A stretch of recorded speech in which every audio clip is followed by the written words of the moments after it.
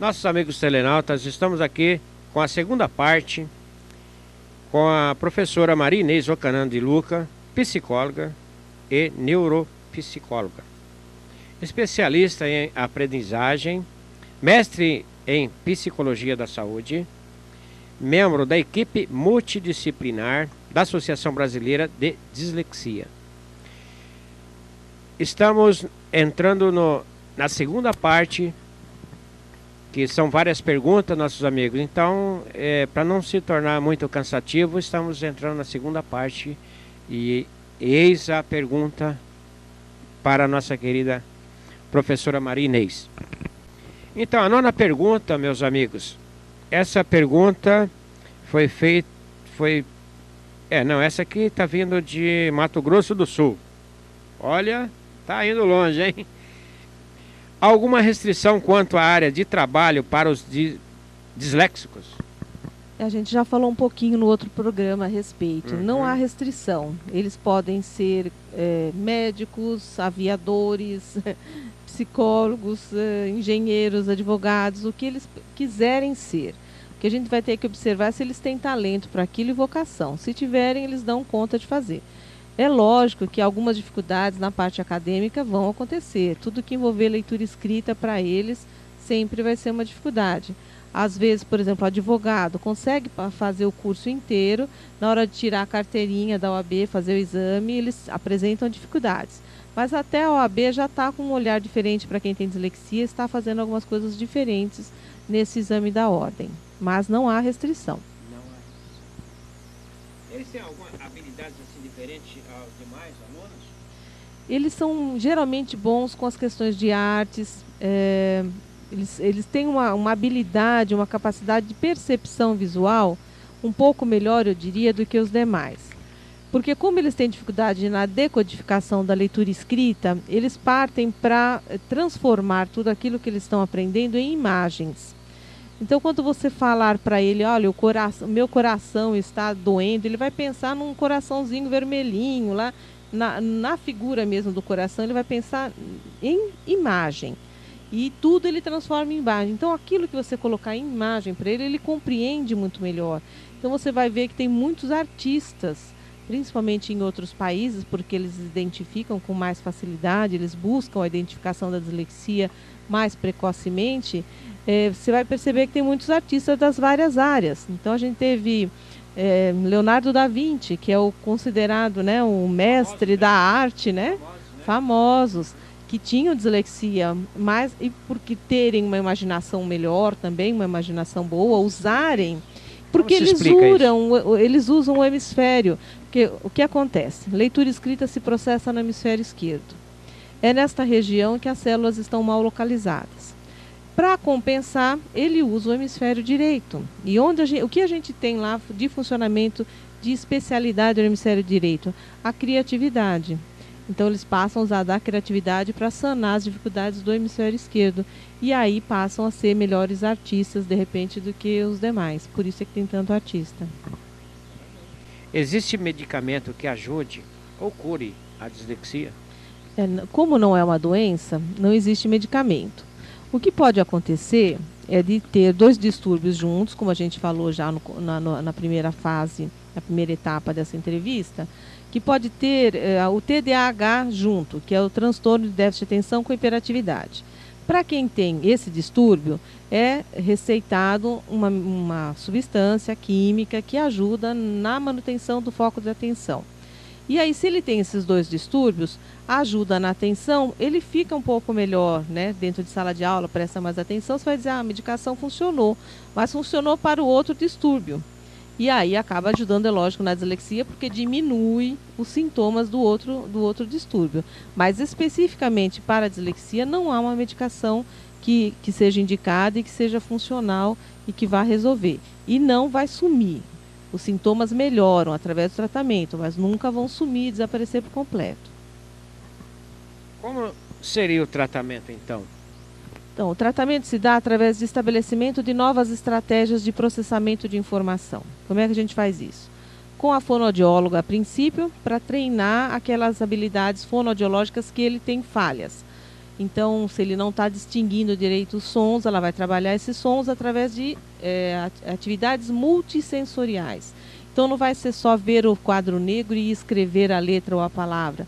Ele vai experimentar essa letra numa atividade com relevo, uma lixa, uma caixa de areia. Tem outras atividades que ajudam ele a perceber melhor aquele som. Então, a ABD tem uma cartilha que foi elaborada por profissionais lá na ABD, que ensina-se a alfabetizar as crianças por uma metodologia multissensorial.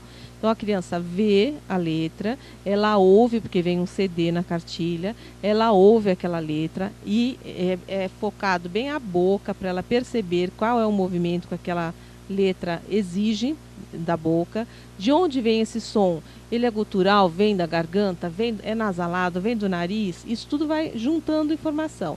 Ela vai fazer atividade motora.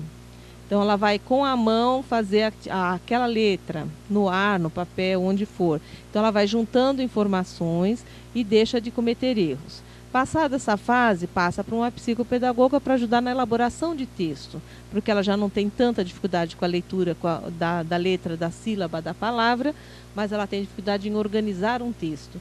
E aí vai para a psicopedagoga, também para atividades para melhorar a memória, para melhorar a organização espacial, a organização de modo geral. Em geral, são essas duas terapias que a gente recomenda. E se por um acaso o emocional não estiver bom, porque já passou por alguns processos, né, de baixa autoestima, a gente encaminha também para uma psicóloga. Muito bem. Como ajudar em sala de aula? O professor, quando tem o diagnóstico, ele consegue ajudar muito mais eficazmente, né? Então é interessante ter o diagnóstico também para isso, para ajudar o professor. Então, o que ele precisa? Colocar essa criança um pouco mais à frente para conseguir perceber se deu tempo dele copiar ou não. Mandar as lições de casa já copiadas, porque ele tem dificuldade de copiar da lousa.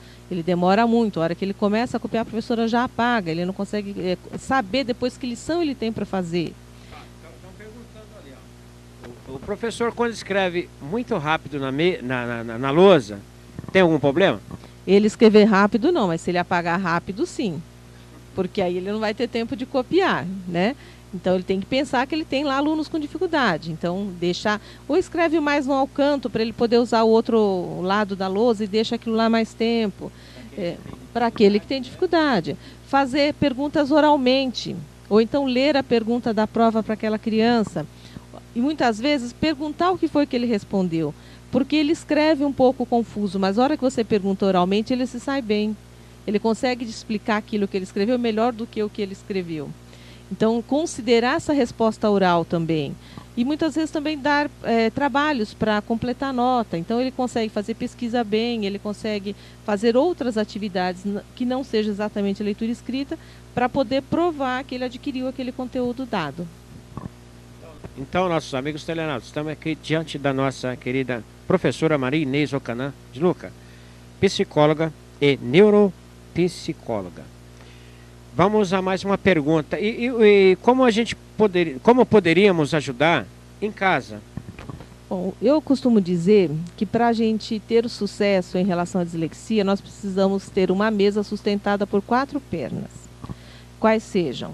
A família, em primeiro lugar, que vai dar, em primeiro lugar, propiciar esse diagnóstico, ir buscar e ter um diagnóstico, e fornecer o tratamento que ela precisa, levar os esclarecimentos por onde ela passar.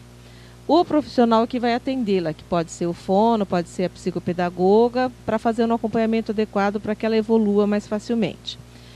A escola, fornecendo o que ela precisa, tempo a mais, leitura de prova, provas alternativas, fornecendo as condições que ela precisa para aprender.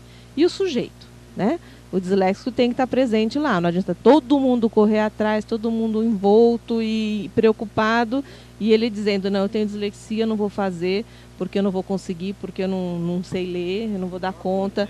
Ele tem que ter o apoio, mas ele tem que estar presente nesse processo, ele faz parte desse processo, ele é uma dessas pernas. Se ele não ajudar, a mesa fica bamba. Quem quiser fazer uma avaliação, como ele deve proceder? Então, percebeu que tem dificuldade, tem que buscar uma equipe multidisciplinar, tá? Que tenha pelo menos aqueles profissionais que eu citei na primeira parte do programa, psicóloga, fonoaudióloga e psicopedagoga e buscar também uma avaliação neurológica, um médico, ver se essa criança enxerga bem, se ela ouve bem, porque a gente já pegou lá na BD vários casos que a criança não ouvia bem e ninguém tinha percebido, que ela não enxergava bem e que ninguém tinha percebido. Então pense, uma criança que não está enxergando a lousa, não está enxergando a professora direito, como é que ela vai enxergar o caderno e vai copiar e vai aprender a ler e escrever? A gente tem que eliminar essas outras hipóteses.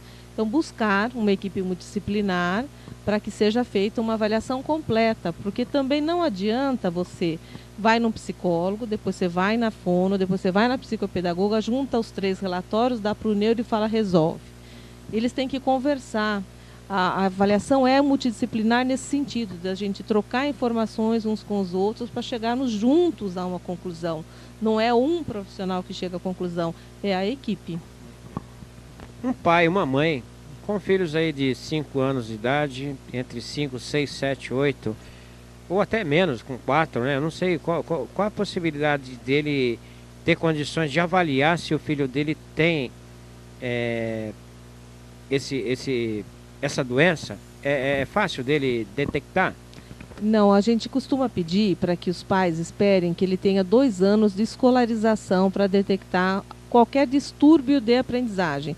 Porque se é um distúrbio de aprendizagem, envolve aprendizagem.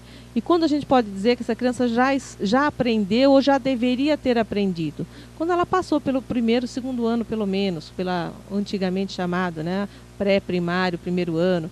Então a gente pede para que a criança tenha passado por 2 anos de escolarização para identificar um distúrbio. Você estava procurando a palavra, né, e você achou a doença, mas a gente não deve referir como doença. Então, esperar uns 2 anos. A partir de 7 anos, as crianças hoje estão sendo alfabetizadas muito cedo.